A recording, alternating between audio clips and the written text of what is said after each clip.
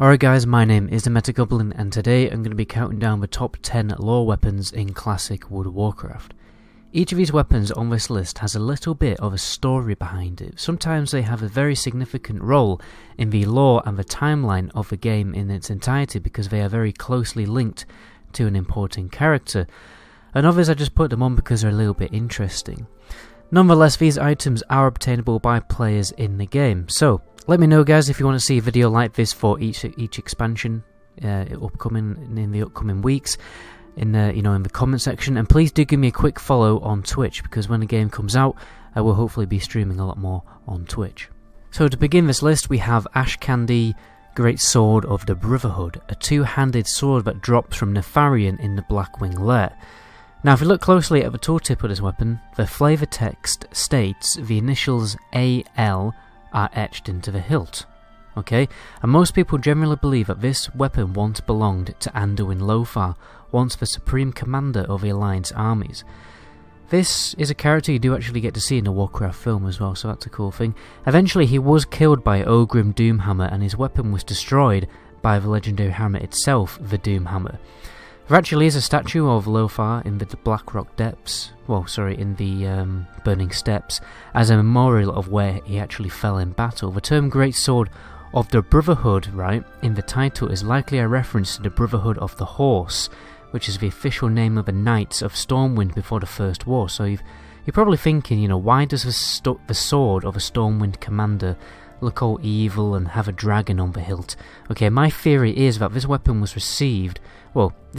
recovered by the Horde, the Dark Horde specifically, and eventually reforged by them, or Nefarian himself, as it does drop from him, until the weapon that it is today. For number 2 we have the Ravencrest's Legacy, which is a quest reward along the quest line for the AQ Gates opening event. It is believed that this weapon once belonged to Ravencrest himself, a very important character in the Night Elf lore since he was the master of Blackrook Hold and the first leader of a Kaldari resistance during the War of the Ancients. The War of the Ancients itself was a very significant battle in the lore of the game. It took place thousands of years ago before the World of Warcraft is actually set, and it actually split the continents into pieces as we know them today. Ravencrest makes a small appearance in the Legion expansion since Gul'dan unintentionally resurrected the spirits of Blackrook Hold when he was stealing the soul of Illidan. The next weapon we have is Ironfoe, which is a very rare drop from Emperor Dagran Thorician, the last boss of Blackrock Depths. Ironfoe is a legendary orc-slaying hammer twinned with Ironfell, which you can also obtain in the game. However, you can't actually use it as a weapon, it's just part of the Shadowforge key quest chain. The weapon was forged by Franclorn Forgewright and given to Marshal Windsor, but Marshal Windsor was eventually captured by the Dark Iron Dwarves and held in a prison cell. Then Emperor Dagran stored a weapon for himself. Marshal Windsor is actually an NPC in the game and is actually involved in the Alliance Onyxia Attunement questline. For number 4 we have a Rockdelar, which is an epic quality hunter bow obtained from a very difficult questline which starts in Felwood. Felwood was once much like Ashenvale before the war of the war between the Night Elves and the Burning Legion. This is the second big one, corrupted the land, and the questline basically involves the hunter going into the world to get revenge on the Burning Legion, right, for corrupting Felwood, and basically get rewarded one of the best ranged weapons in the game until about one of the crossbows from Naxxramas. And if you look closely at the bow, guys, the bow is actually alive and it's sprouting flowers, so it's like a living entity, a living force in this weapon. For number 5 we have an all-time favourite, the corrupted Ashbringer, which is a weapon obtained from the Four Horsemen fight in the original Naxxramas. The Ashbringer was first wielded by Alexandros Mograine, but his son killed him and Kel'Thuzad resurrected him, and then that's when the Ashbringer became corrupted. After Alexandros' second death, his son Daria Mograine used the sword to kill himself, which is how he became a Death Knight and the High Lord of Acheros. The weapon had a number of gimmicks. First, it reduced your stamina, which was very strange. It would randomly play creepy sound files whenever the player wielded it, that only the player could hear. It's basically the sword whispering to the player. And 3, it would trigger a unique scripted event in the Scarlet Monastery.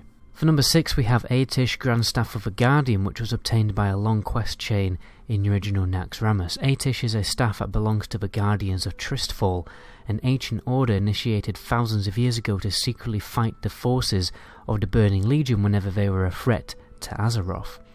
It is passed down by each Guardian, and most notable in the lore being Medivh, who covertly influences many different events leading to the beginning of when World of Warcraft is actually set. After Medivh's assassination, the staff was protected in Dalaran, but during the destruction of Dalaran by the hands of Archimonde, the staff basically used its last defense mechanism to shatter it into 40 different pieces. Then oh my god, I can't say his name, it is such a tongue twister. Bran Bronzebeard obtained a base of the staff, but lost it to Cthulhu somehow, while the Scourge captured the other 40 splinters, since Kel'Thuzad had actually wanted the staff for himself. This is why you have to go and kill many bosses in Naxxramas in order to get the staff for yourself. Interestingly, this staff grants basically anyone who uses it the ability to teleport to Karazhan, which is something I always thought really strange because Karazhan was a TBC instance, right? And there was no TBC, well, there's no Karazhan in vanilla. However, it was planned that Karazhan was going to be released during vanilla, and there's actually an alternative vanilla version of Karazhan, so it probably would have been the next patch of content after Naxxramas before they decided of a concept of an expansion pack. You would have been able to like teleport to the next raid. That's my theory anyway. For number 7 we have Quell Sera, which is an epic one-handed tanking sword obtained through a questline in Dire Maul. The sword was forged long ago by dragons and gifted to the Highborn, which just means basically Highborn is just a term given to night elves of royal blood.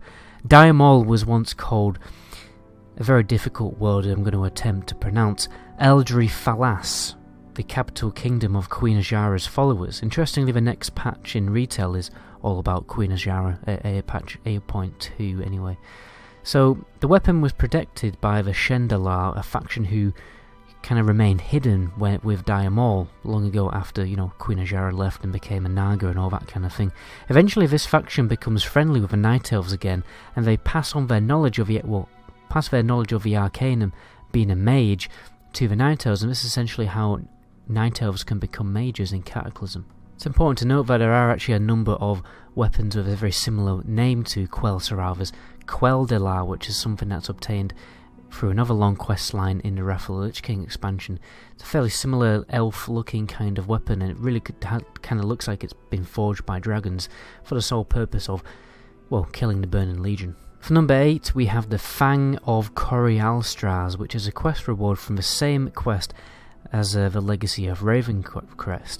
The weapon itself doesn't have much of a story, but the character Crassus does. He is a member of the Ruby Dragonflight who appears as a high elver mage called Crassus, who can be seen in the game on top of the Wormrest Temple, once a mighty Titan city but now a meeting point for all of the Dragonflights. Crassus was there during the War of the Ancients and the restoration of a Sunwell, and he fell to his death trying to protect the eggs of the Ruby Dragonflight in the Ruby Sanctum instance. Ruby Sanctum raid is actually quite an interesting raid.